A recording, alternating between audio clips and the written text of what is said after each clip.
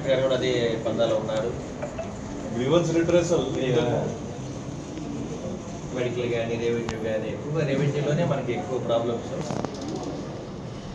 Water supply ఒకటి, electricity ఒకటి.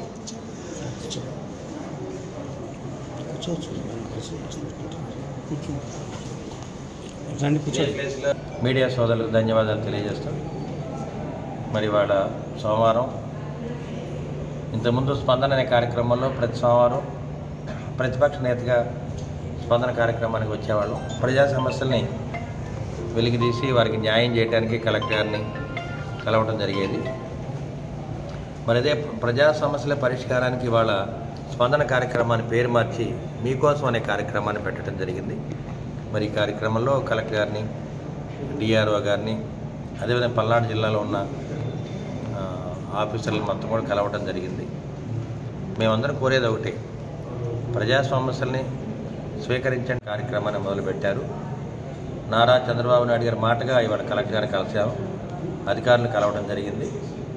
ప్రజలకు సత్వర న్యాయం చేయమని మేము కోరడం జరిగింది. అదేవిధంగా ఎక్కడ సమస్యలు ఉన్నా, ఇంతకుముందు ప్రతిపక్షంలో ఉన్నా, ఇప్పుడు అధికార పక్షంలో ఉన్నా దానికోసం పోరాటం చేస్తానని చెప్పి మీడియా ముఖ్యంగా తెలియజేస్తున్నాను. అదేవిధంగా నర్సరావుపేట పట్టణాన్ని అభివృద్ధి చేయడానికి మరి మన సీనియర్ కార్యకర్తల నాయకులు, టీడీపీ నాయకులు, అదేవిధంగా జనసేన కార్యకర్తల నాయకులు, బీజేపీ అందరితో కలిసి ఉమ్మడిగా మేము పోరాటం చేస్తాము. నర్సరావుపేట పట్టణాన్ని అభివృద్ధి చేయడానికి ముందుంటామని మీ నర్సరావుపేట ఎమ్మెల్యే అరవింద్ బాబుని మీడియా ముఖ్యంగా తెలియజేస్తున్నాను.